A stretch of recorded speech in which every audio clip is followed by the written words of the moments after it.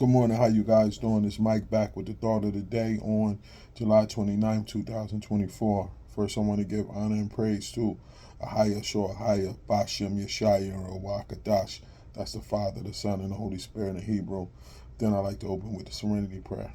God, grant me the serenity to accept the things I cannot change, the courage to change the things I can, and the wisdom to know the difference. May your will, not mine, be done. Today I want to talk about, man, the great memories I had with one of my friends, man, William Francis, aka Coach Francis from the DMV, man. And since that brother came into my life, it was just like a bolt of lightning. Man, one of the funniest dudes that I had ever met, one of the most passionate dudes about basketball and about the kids that I had ever met, man. And it's just so sad that his life ended so short. I met Coach Francis, I want to say, back in 2014. I was doing a tournament down in the DMV area called the DMV Takeover, and I think that's when he put a team in. I'm pretty sure that's when Toes and them was like in 6th grade, and I think he put a team in. Back then, he was working with Jerry Love on Middle School Elite. You know what I'm saying? And he was working for Jerry Love, man, and I got to call Jerry, matter of fact, man. And he had put his team in, and we started kicking it and stuff. And he told me that he was going to leave Middle School Elite, and he was going to start his own thing. So we started building from there, man. Next thing you know, we built a relationship. Me, him, and my boy Drew. Drew Browser from down in the DMV also. And they became my DMV connects, man. And one of the first things that Francis said he wanted to do was, you need to do a camp.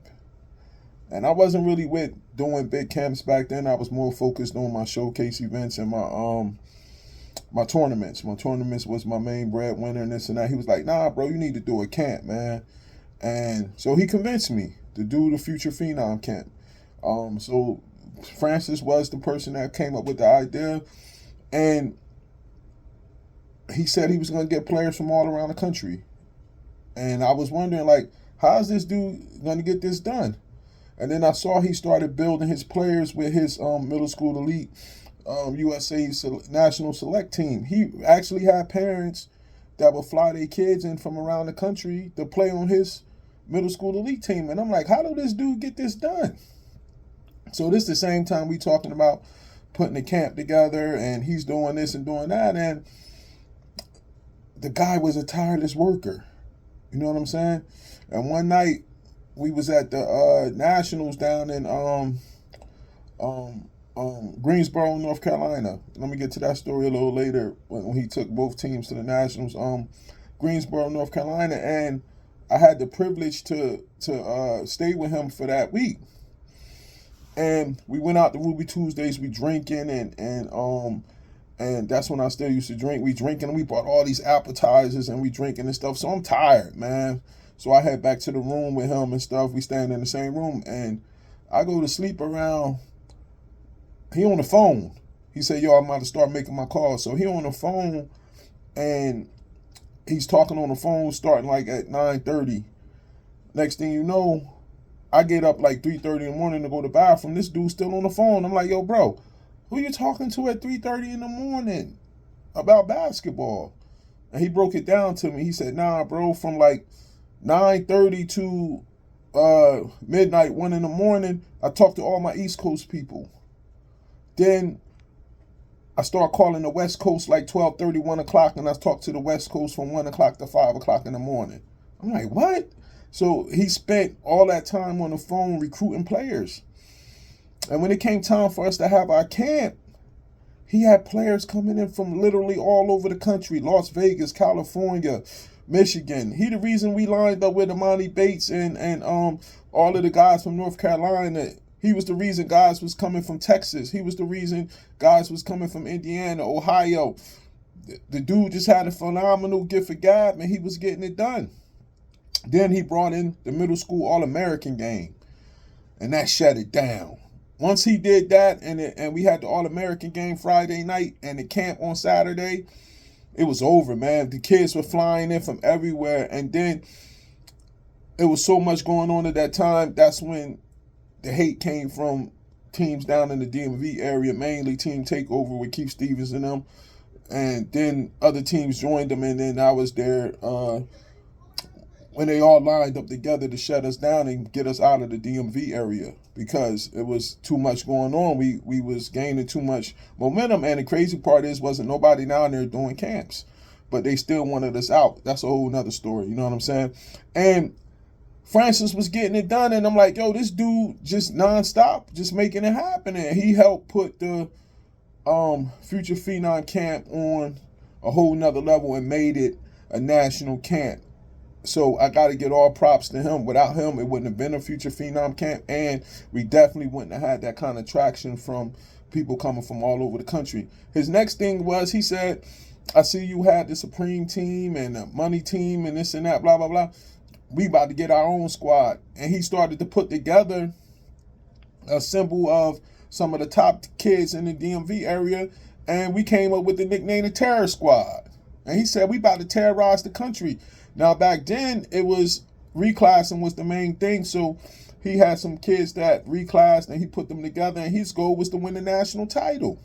You know what I'm saying? And he put up a squad together, one of the best squads in the region, and they lost one basketball spotlight tournament and ran through the other ones. And then what happened was the AAU Nationals changed the rule that year and said that grade base, they wasn't doing grade base no more. So the only thing he had was to try to win the NYBL, and they made it to the championship, and they lost to the Oakland Soldiers, the Terror Squad. So then when the AAU Nationals came around, this is what Francis does. He goes down to DMV and starts coaching the age-based Team Mellow Squad, the 13U. And he took the 13U team to the national championship game. And they ended up losing to George Hill in the championship. But that just lets you know how dope of a coach he was. He took the reclass team to the NYBL national championship game. Then he took the 13U Team Mellow Squad to the national championship game, man. And I just had so many great memories with this dude, man. I remember we was down in Myrtle Beach, South Carolina, and I stayed with him for a week. We had this nice big house, me, him, AJ Hogarth, his father, senior and junior, was staying with us. Marquise Walker died, and it was around the corner. We had the townspeople from Michigan, and we all was in one house, man, and we stayed there for the whole week, man. And all he did was make me laugh, and that's when I was really going through some tough times with what happened with my wife and this and that, man, and we just laughed. And I remember one night waking up around 4 a.m, I'm smelling smoke, and I look out the window, and Francis knocked out sleep by the grill, and the grill on fire, man. I'm yelling out the window, yo, wake up, man, go down there, yo, you trying to burn the crib down. And he just woke up and just started laughing, man.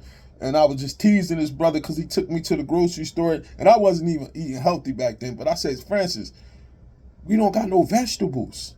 This dude just bought all carbs and alcohol and, and potato chips and all of this stuff, man. And we had a ball down there, man. I miss this dude, man. And Melton, that's all he used to say when he called my phone. Melton, what's up, Melton? Da da da da. Like, he was the dude, man. And his passion, his love for the players that he really loved, Jaden Springer and his family, man. And I remember him telling me where Springer was going to get drafted and how happy he was that night Springer got drafted. And he also loved Roach that went to Duke. That was one of his favorite players, Roach. All the kids from the Terror Squad, you couldn't tell him nothing about his Terror Squad players. Zion Harmon, the Lion. I remember he told me he bought the Lion his first ice cream. He said Zion ain't really eat sugar and sweets, and so he snuck him out one night and took him to Dairy Queen and got him a Blizzard. He said, Mike, you should have saw how Zion was eating a Blizzard, man. Just those different memories, man.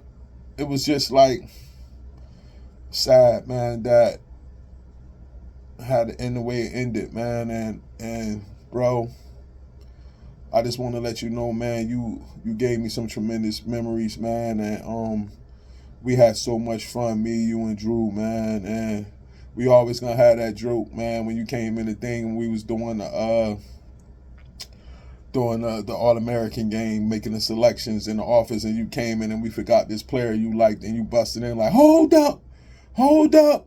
Yo, we just still make that joke to this day, man, and never gonna be nobody like you. Nobody ate them tortilla chips crunching on them like you did, man. You was just crazy, man, but we had the love it and your love for the game. Us going up to Hoop Hall, man. I know this video kind of long today, but this was my boy, fellas. Us going up to Hoop Hall, man, just laughing and having a ball, just going to the games. And I remember the AC showcase when y'all thought y'all was eliminated, but we figured out that in that morning that y'all was still in by the points, and y'all running over to the game, and y'all coming back and still winning the championship, man, with the Terror Squad. It was just so dope those days, man. That's why, man, make sure y'all love y'all friends, man, and we got to make sure we get help out there, people, for our mental health and things of that nature, man, and especially our men out there, man. Go get some help, fellas, man, and Francis, man, I'm always going to love you, man. Peace, man. Shalom.